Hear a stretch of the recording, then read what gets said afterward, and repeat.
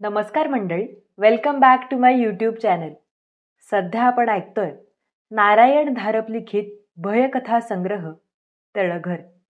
आजची आपली ही शेवटची कथा आहे या पुस्तकातली आणि आपल्या आजच्या कथेचंही नाव आहे तळघर.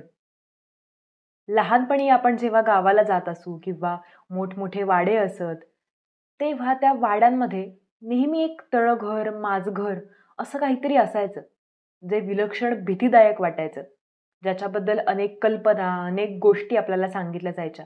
त्यामुळे नकळत तिथे काहीतरी भूत असेल किंवा तिथे काहीतरी गूढ असेल, असं काहीतरी असेल ज्याची आपल्याला भीती वाटेल, असं लहान मुलांना तर साहजिकच वाटतं. तशीच ही गोष्ट आहे एका तळघराबद्दल सांगणारी. ऐकूयात तळघर. आमचं घर मोठं आहे. घरात खूप खोल्या आहेत. पण माझघराची खोली मला अजिबात आवडत नाही. खरं म्हणजे मला तर खोलीत फार भीती वाटते. नाही ते स्वयंपाकघर चांगलंय. इथे आई असते, खिडक्यांतून प्रकाश येत असतो. अंगणातल्या शेवग्यावर चिमण्या सारख्या चिवचिव करीत असतात. अंगणातील विहीरही खिडकीतनं दिसते. रहाटाचा कुर्र कुई असा आवाज सारखा येत असतो. मला रहाट फार आवडतो. त्याचा आवाज आवडतो. रहाटाच्या खांबाला घट्ट धरून विहिरीत पाहिलं ना की मग पाणी कितीही खोल असलं तरी भीती वाटत नाही. खोल खाली पाण्यात वरचं झाड दिसतं. आणखी पुढं वाकलं तर माझा चेहराही दिसतो. नाहीतर बाबांचा दिवाणखानाही आवडतो. तिथे उड्या मारायला गाद्या पसरलेल्या असतात. भिंती कशा गुळगुळीत आहेत. कितीही अंग घासलं तरी अंगाला रंग लागत नाही. चारी बाजूंना वरती मोठमोठी चित्र आहेत. देवांची आहेत, गांधींची, नेहरूंची, टिळकांची, सगळ्यांची आहेत. नाहीतर ओसरी आवडते. तिथे कोपऱ्यात आजोबांची गादी आहे. आजोबा गोष्टी सांगतात. फार छान छान गोष्टी सांगतात. म्हणजे त्यांना खोकला येत नसला तर, आणि ते डोक्यावरून पांघरून घेऊन झोपले नसले तर. नाहीतर देवघर आवडतं. तिथे आजी असते. देवापुढे समई असते आणि देवांचे चेहरे कसे लोकलोकत असतात. फुलांचा, उदबत्तीचा छान छान वास सुटलेला असतो. आणि कधी कधी नैवेद्याच्या डब्यातली खडीसाखर पण मिळते. नाहीतर बाहेरचं अंगण आवडतं. बकुळीचं झाड आहे, लिंबाचं झाड आहे, जाईचा वेल आहे, गुलाबाचं झाड आहे. रखमा रोज अंगण झाडते, सडा करते. कसं गुळगुळीत आहे. सागर गोटे, बिट्या, कवड्या सगळ्याला मजा येते. पण मला माझघर आवडत नाही. माझघराला खिडकी नाही. भिंतीतल्या एका कोनाड्यात चिमणी ठेवलेली असते. बाहेरनं आत आलं की काही दिसतच नाही. एका कोपऱ्यात नेहमी कसली तरी पोती ठेवलेली असतात. मला आजीने एकदा सांगितलं होतं की शेतावरच्या धान्याची ही पोती आहेत. पण मला नाही ते खरं वाटत. वरचं एखादं पोतं धान्याचं असेल, पण त्याखालची वेगळीच कसली तरी आहेत. पण तरी मला पोत्यांची नाही भीती वाटत. समजा खालच्या पोत्यांना वाटलं मला पकडावं, तरी मी काही त्यांच्या हाती लागायची नाही. त्यांना पाय तरी कुठं? ती फरफटत फरफटत येणार तोवर मी आईजवळ पोहोचेन सुद्धा.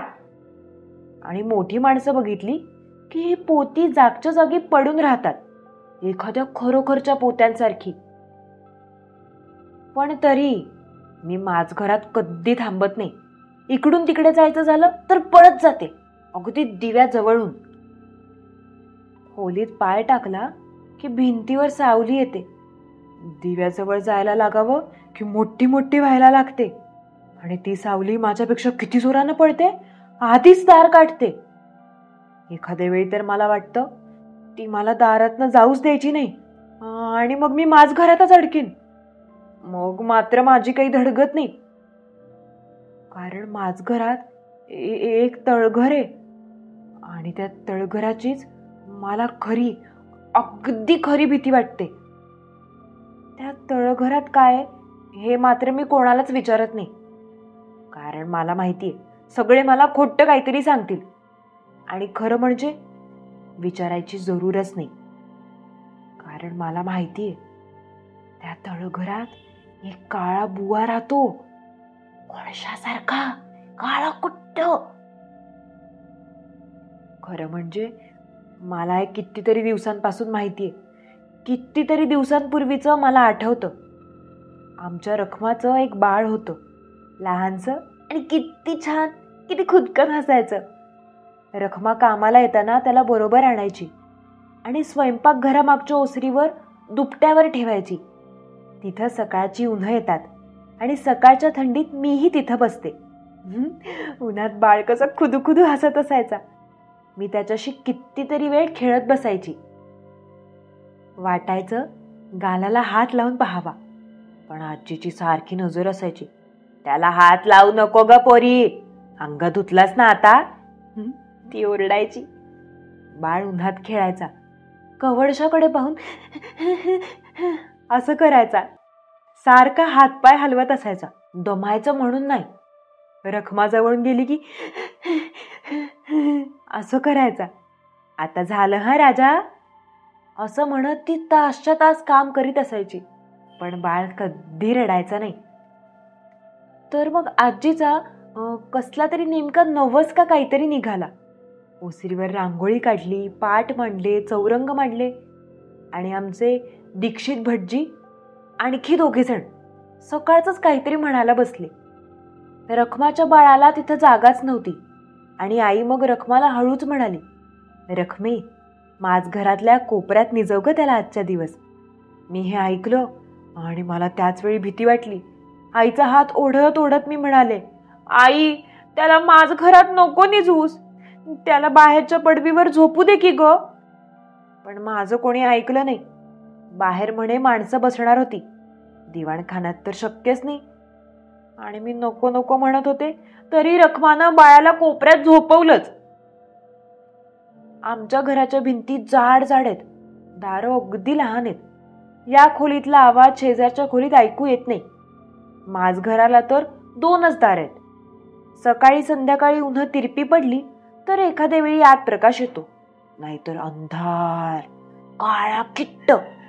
येणाऱ्या जाणाऱ्याचा पाय लागायला नको म्हणून रखमानं बाळाला दगडी भिंती लगतच्या कोपऱ्यात निजवलं.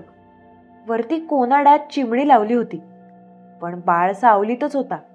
मी आईला म्हटलं सुद्धा की अगं दिवा खाली ठेव, म्हणजे बाळ प्रकाशाकडे पाहिल.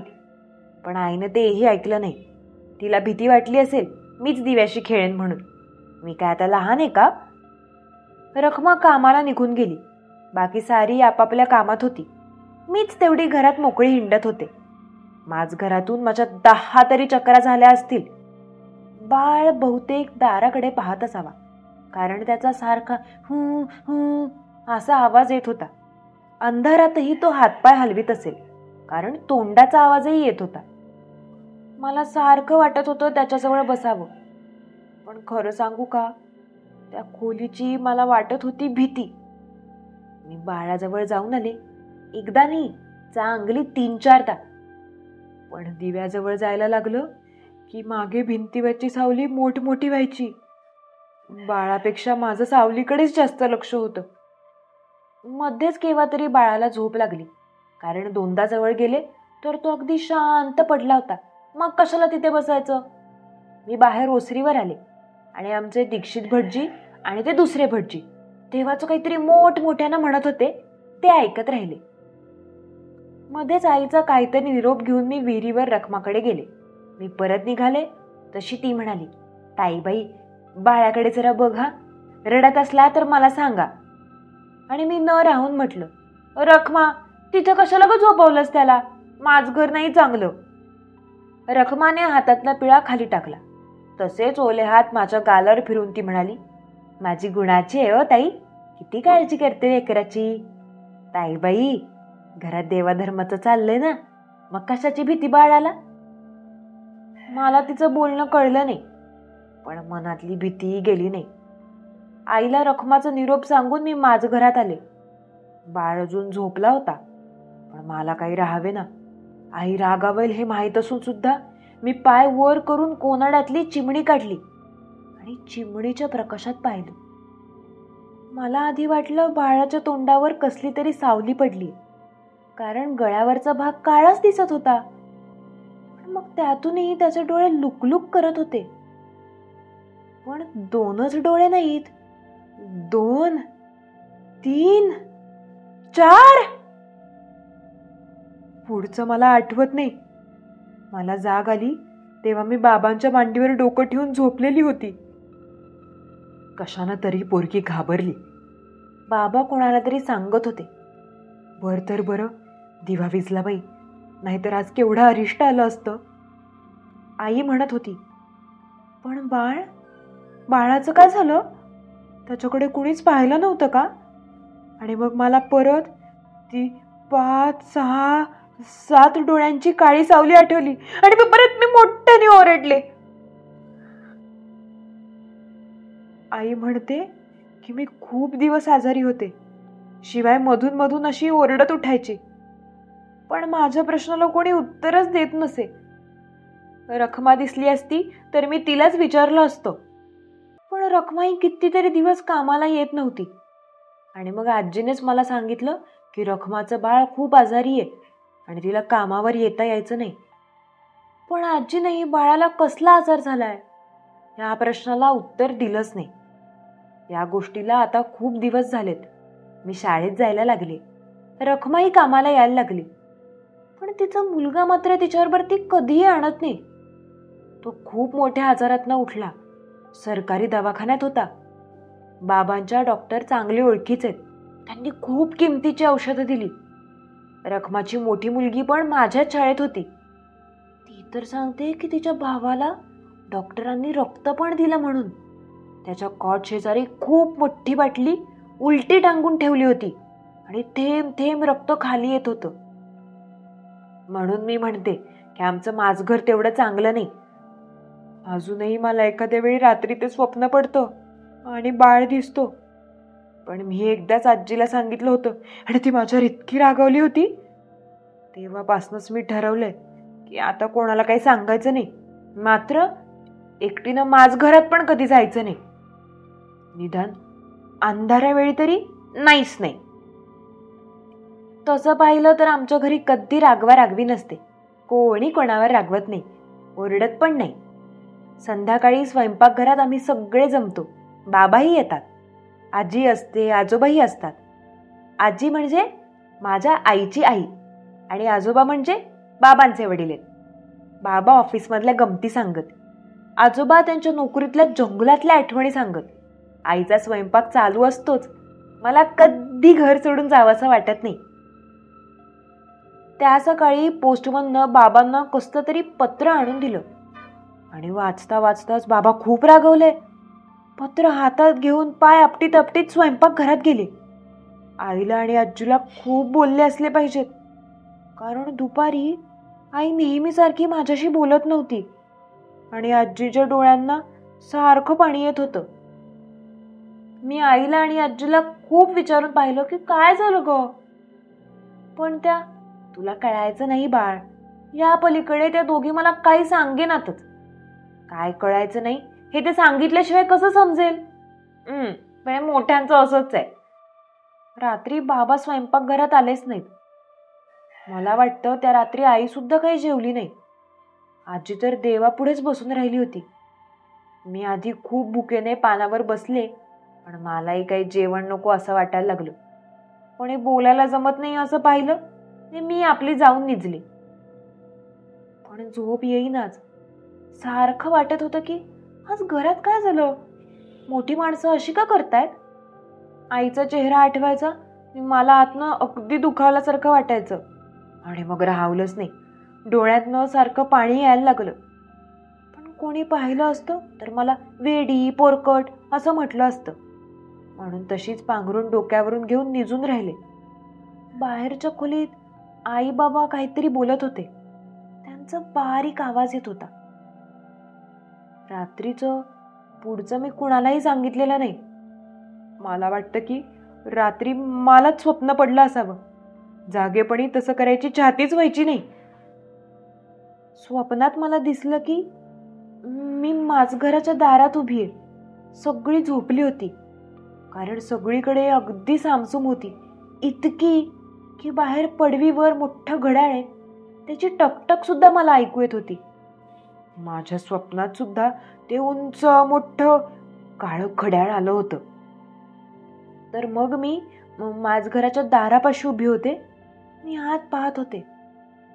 आत ती लहानशी चिमणी होतीच, पण आता प्रकाश फार वाटत होता. कोपऱ्यातलं तळघराचं दार सुद्धा थोडं थोडं दिसत होतं. तिकडंच मी टक लावून पाहत होते. मी इथं कशासाठी आले होते मला माहितीये. आईवर काहीतरी संकट आलं होतं आणि मला मदत हवी होती. आजीही ज्या अर्थी रडायला लागली होती त्या अर्थी तिच्या देवांचा काही उपयोग नव्हता. नाहीतर ती ज्या देवांची रोज तासनतास पूजा करते त्यांनी तिला मदत नसती का केली? नाही, देवांचा काही उपयोग नव्हता. आणखी कोणीतरी हवं होतं. ते इथं होतं. मला माहित होतं. माझ्या डोळ्यांनी मी त्याला हाक मारत होते, स्वप्नात, आणि तेही मनातल्या मनात. इतका वेळ अंधुक अंधुक दिसणारी तळघराच्या दाराची चौकट आता एकदम काळसर दिसायला लागली. त्यावर काळ्या शाईचा एखादा डाग पसरल्यासारखी. स्वप्नात होते तरी माझे हातपाय लटपट कापायला लागले.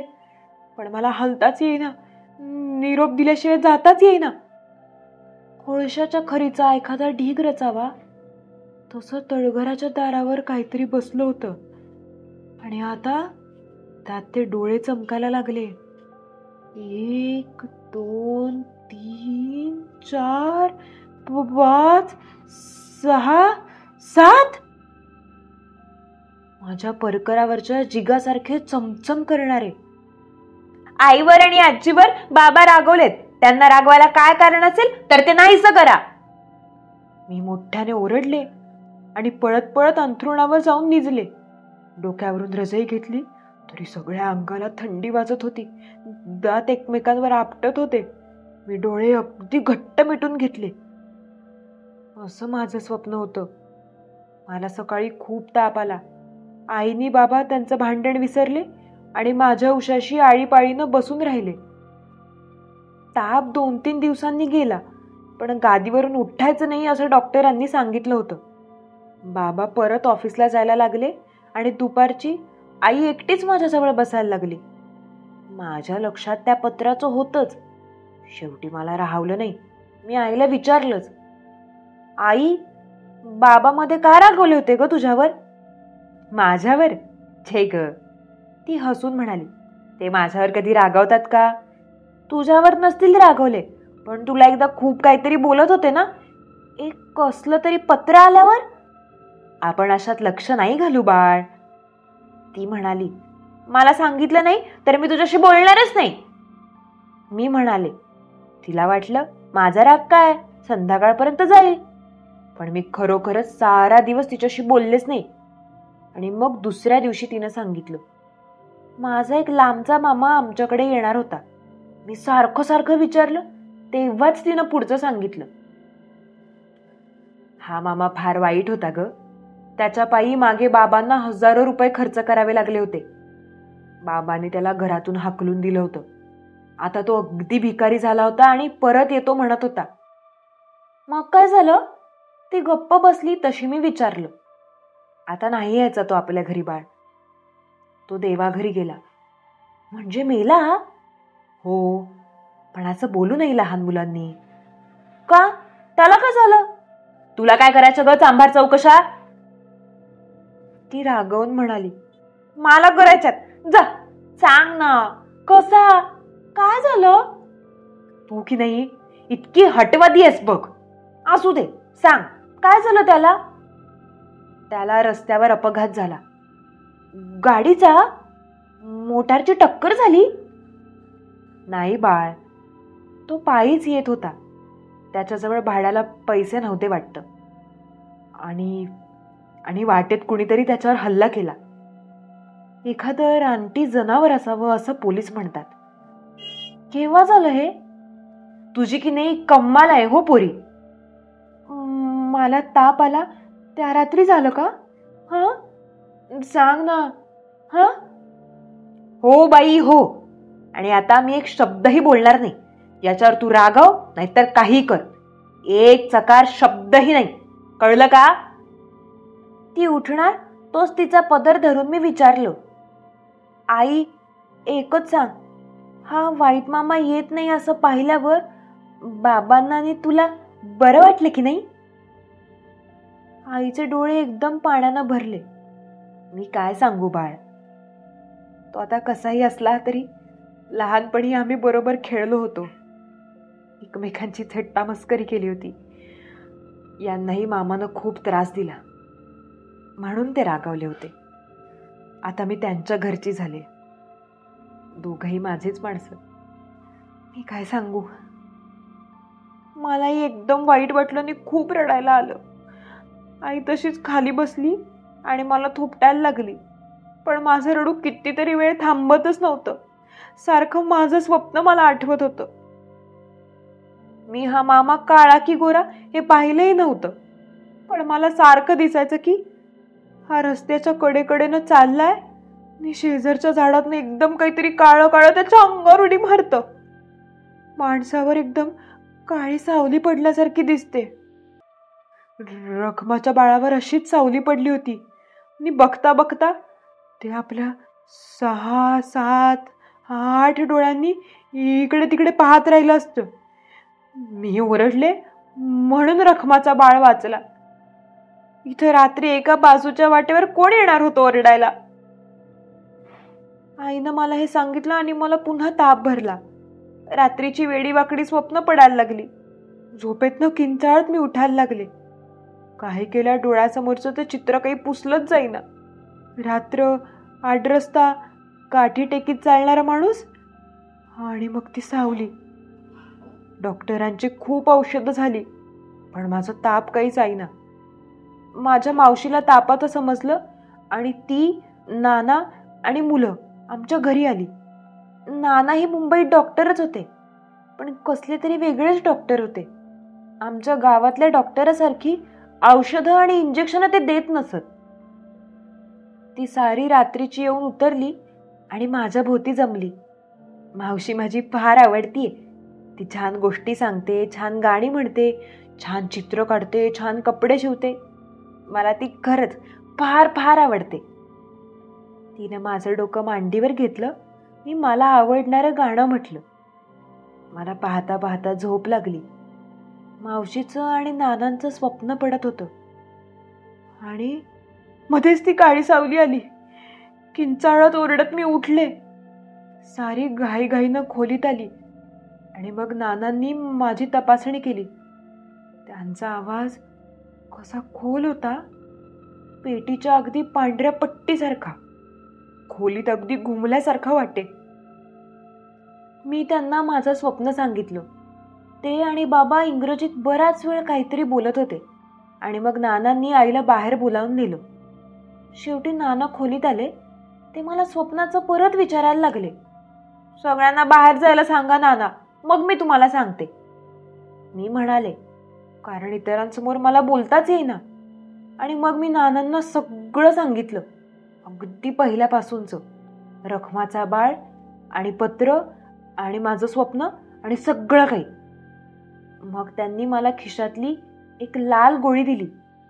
मी झोपले अगदी दुसऱ्या सकाळपर्यंत. सकाळी मला जाग आली. ताण गेला होता. छान वाटत होतं. नाना एकटेच खोलीत आले. मीने, आज मी एक खूप मोठा दिवा आणणार आहे आणि आपण सगळे त्या तळघरात उतरणार आहोत. मग तुला दिसेल की तिथे काहीही नाही. तुम्हाला कसं माहिती नाना? मी स्वतः काल जाऊन पाहिलं मीने. मी नानांसाठी किती घाबरले. माझ्या केसांवरून हात फिरवीत नाना म्हणाले, भिवू नकोस मीने, तिथे खरोखरच काही नाही, तू पाहशीलच. पण माझी भीती काही गेली नाही.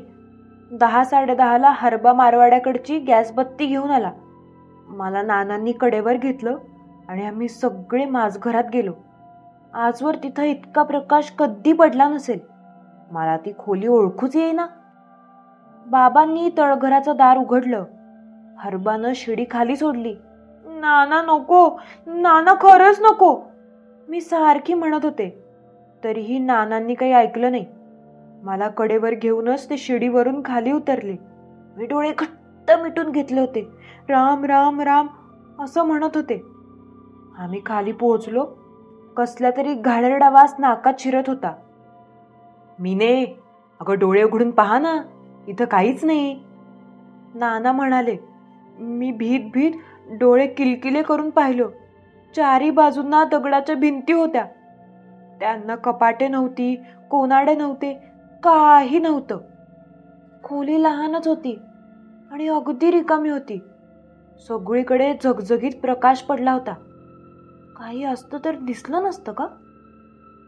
पण खोलीत खरोखरच काही नव्हतं. मला काहीच कळेना. मला दिसलेलं सगळं खोटं होतं का? आणि खोटं बोलले म्हणून आता आई बाबा रागवणार. मला पुन्हा जोरानं रडू यायला लागलं. नाना काहीच बोलले नाहीत. त्यांनी मला वर आणलं आणि परत गादीवर झोपवलं. दुपारभर मी सारखा विचार करीत होते.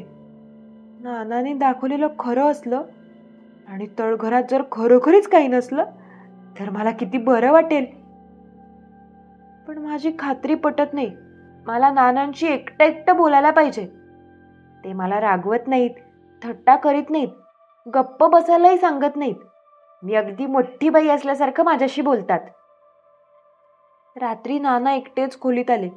माझ्या उशाशी बसले. मीने, तू अजून भ्यायलेली दिसतेस का बरं? आणि मग मी त्यांना सांगितलं की मला अजून तळघराची भीती वाटते. तिथे काहीतरी आहे आणि ते बोलावलं की मग बाहेर येतं. पण मीने, मी आज सकाळी तुला दाखवलं ना. नाना, मी त्यांचा हात धरून म्हणाले, मला एकदा त्याला बोलावू द्या. ते जर आलं नाही, दिसलं नाही, कोणाला काही झालं नाही तर मग माझी भीती जाईल. नाना बराच वेळ विचार करत होते. मी पुन्हा त्यांना विचारलं, नाना, खरोखर तिथं काही नाही ना? मग एवढा कशाला विचार करता? माझ्याकडे पाहत ते जरा विचित्र रीतीने हसले. काही काही वेळा मला भीती वाटते तुझे मीने. मी म्हणते, तसं व्हायची भीती वाटते ना नाना? ते काही बोलले नाहीत, फक्त थोडीशी मान हलवली. मलाही तीच भीती वाटते नाना. आणि हे पाहायचं तरी कसं? कोणाला कळल्याशिवाय? खरं म्हणजे तुझ्याजवळ हे बोलायला नको. पण तुझ्या सांगण्याप्रमाणे त्यानं तिथे जे काही आहे त्यानं 2 वेळा जिवंत माणसावर हल्ला केला ना. तू म्हणतेस एकदा तिथे रखमाचं बाळ होतं आणि दुसऱ्यांदा हा वाटेवरचा तुझा तो भिकारी मामा होता, हो ना? नाना खरं सांगत होते. माझे हातपाय कापायला लागले होते. माझ्या मनातनं कोणालाही धोका नको होता, त्रास व्हायला नको होता. आणि नाना म्हणत होते की त्याला कोणीतरी चालतं बोलतं माणूस हवं असतं. का? मला अगदी लहानपणची एक आठवण आली. आजोबांनी जंगलात एक चित्ता मारला होता आणि मग पेंडा भरून तो त्यांनी जवळ ठेवला होता. तो त्यांनी आमच्याकडे आणला आणि मी पहिल्यांदा जेव्हा पाहिला तेव्हा मी किती फसले होते, किती घाबरले होते. बाबांनी मला सांगितलं की तो खोटा आहे. मला जवळ नेऊन काचेचे डोळे, कडक शेपटी सगळं काही दाखवलं. तेव्हा मला जरा हायसं वाटलं होतं. तरी माझी भीती कितीतरी दिवस कमीच होत नव्हती. असं याला फसवता आलं तर? मी नानांना मनातलं सांगितलं आणि ते हसून म्हणाले, ठीक आहे मीने, तसं करू. आणि मग कोणाला संशयही येणार नाही. मी सांगेन की तिला दिवाणखान्यातल्या पेंड्याच्या चित्त्याची भीती वाटते. त्याचीच स्वप्न पडतात. तो चित्ता तळघरात नेऊन टाका. मात्र तू आपली गंमत कोणाला सांगू नकोस हं. आमच्या दोघातल्या या कटाची मलाही खूप मजा वाटली. नानांनी बहुतेक लगेच तसं केलं असावं. त्या रात्री माझ्या खोलीत एकटे नानाच झोपले होते. आईला व मावशीला त्यांनी सांगितलं की मिनीला रात्री मी तपासणार आहे. सगळीकडे सामसूम झाल्यावरही नाना माझ्याशी बोलत बसले होते. ते किती लांब लांबच्या देशात जाऊन आले होते. England, America, Germany, Japan. तिथल्या लोकांच्या आणि मुलांच्या कितीतरी गमती ते सांगत होते. मला झोपाही आली नाही आणि कंटाळाही आला नाही. आणि मध्येच एकदा त्यांनी घड्याळात पाहिलं आणि म्हणाले, मीने, चल आता आपण त्या चित्ते बुवांना भेटायला जाऊ. मला त्यांनी अलगद कडेवर घेतलं खोलीतील दिवा मालवला आणि अंधारातच आम्ही माझघरात आलो. त्यांच्याजवळ टॉर्च होता, पण त्यांनी कुठेच प्रकाश पाडला नाही. माझ्या कानात ते मध्येच म्हणाले, "मीने, तुझी छाती केवढ्यांदा धडधडते. इतकी घाबरू नकोस ग. मी आहे ना आता तुझ्या बरोबर. भ्यायचं काय कारण?" पण असली भीती शब्दांनी कधीच जात नाही हे मला माहितीये. माझघरात नेहमीची चिमणी होतीच. तळघराचं दार उघडं होतं. दारापाशीच पाय सोडून नाना बसले आणि मला त्यांनी मांडीवर बसवलं. आणि आता टॉर्चचा प्रकाश खाली पडला. एका कोपऱ्यात तो चित्ता उभा केला होता. आता त्याचे डोळे अगदी चमकत नव्हते. का तोही घाबरला होता माझ्यासारखा? आटप, तुला काय सांगायचं ते सांग. गारठा पडायला लागले ग मीने. खरोखरच आम्ही तळघरापाशी पोहोचताच हवा एकदम गारगार व्हायला लागलीये. थंडीनं आणि भीतीनं मला परत एकदा माझे हातपाय कापतात असं वाटायला लागलं होतं. मी खाली पाहिलं आणि मोठ्यानं म्हणाले, "इथे जे कोणी असतं ते रखमाच्या बाळाकडे आलं होतं, जे माझ्या मामाकडे आलं होतं. जे कोणी असतं ते त्या चित्त्यापाशी जा." आणि माझे डोळे मी घट्ट मिटून घेतले. गार गार वारा अंगावर काटाच आला आणि नानांनी एकदम मोठा श्वास घेतल्याचा आवाज झाला. त्यांनी मला एकदम जवळ घट्ट धरलं. नाना तोंडातल्या तोंडात काहीतरी पुटपुटत होते आणि मी हळूच डोळे किलकिले करून खाली पाहिलं. चित्त्याच्या अंगावरचे काळे ठिपके मानेपाशी एकत्र आल्यासारखे वाटले. त्याच्या मानेवर एक मोठा काळा डाग होता आणि त्यात कितीतरी डोळे चमकत होते. 1, 2, 3, 4, 5, 6, 7. नानांनी टॉर्च मालवला. ते मागे सरले. लाथेने त्यांनी तळघराचं दार बंद केलं. दार बंद करून काही उपयोग नव्हता आणि मला घेऊन ते घाईघाईनं वरच्या मजल्यावर आले. रात्रीची वेळ असूनही सर्वजण दिवाणखान्यात जमले. नानांनी मावशीला सर्वांसाठी कॉफी करायला सांगितली. नाना घाईघाईनं बोलत होते, "मीने, तुला काही दिवस माझ्याकडे राहायला यायचं का?" "मुंबईला?" "हो." "तुला आवडेल का?" "हो." मी किती आनंदानं म्हणाले. मला या घराची आता खरी भीती वाटायला लागली होती. आणि मग लगेच आईबाबांचा विचार आला आणि मी म्हणाले, "पण नाना, आईबाबांचं काय?" "आम्ही येऊ ना ग तुला भेटायला. तू बरी झालीस की परत इकडे यायचंच आहे की." नाना म्हणाले आणि मावशीच्या घरचा विचार करता करता मी तळघरातलं सारं विसरून गेले आणि शांत झोपले. मी आता मावशीकडे राहायला आले आणि नानांनी सांगितलं म्हणून सगळं त्यांना हे लिहून दिलंय. टीप: मिनीच्या मनातली उरली सुरली भीती जावी, एक प्रकारचा कॅथार्सिस व्हावं, अशा हेतूने मी तिला सर्व अनुभव लिहून काढायला सांगितले होते. इकडे आणल्यावर तिच्या प्रकृतीत समाधानकारक प्रगती होती. तापही गेलाय. रात्रीची स्वप्न किंचाळणं थांबले. काही महिन्यांतच मिनी नॉर्मल होईल. पण तिने जे वर्णन केलंय आणि त्या रात्री मला स्वतःला प्रत्यक्ष जे दिसलं त्याचं स्पष्टीकरण कसं करणार? रखमीच्या मुलासंबंधी गावातल्या एमओजवळ चौकशी केली. मुलाला सिव्हिअर ॲनेमिया झाला होता असं कळलं. मिनीच्या मामाच्या पीएमचे रिपोर्ट पाहिले. त्याच्या शरीरात रक्ताचा एक थेंबही शिल्लक राहिला नव्हता. चोखलेल्या चोईटीसारखं ते कोरडं निस्सत्व झालं होतं. आणि तळघरात मला काय दिसलं होतं? पेंड्याच्या चित्त्यावर बघता बघता पसरलेलं ते काळं काळं काय होतं? ते काहीतरी जिवंत होतं.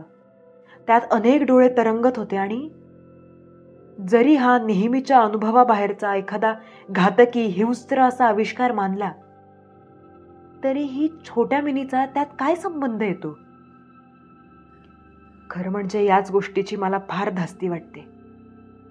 मानवी मनाशी स्थापन झालेला हा संपर्क, मिनीच्या हाकेला आलेली ही साध, हे दळणवळण, हेच भयानक आहे. मिनीच्या वडिलांना तळघर खणून पाहायला सांगितलं पण काही सापडलं नाही. मिनीला परत पाठवणारच नाही. तिला व तिच्यामुळे इतरांना धोका आहे. Doctor A.G. Ketkar, MD, MS. ही होती आपली आजची कथा आणि या पुस्तकातली शेवटची कथा, तळघर. मी आशा करते की तुम्हाला हे वाचन आणि ही कथा नक्कीच आवडली असेल. लवकरच भेटूयात एक नवीन पुस्तक घेऊन, नव्या गोष्टींसह. तुमच्याकडे माझ्यासाठी काही सजेशन्स असतील तर ती माझ्यापर्यंत नक्की पोहोचवा आणि तुमच्या प्रतिक्रियांसाठी मी नेहमीच उत्सुक असते. तर भेटूयात लवकरच पुढच्या व्हिडिओमध्ये. थँक्यू.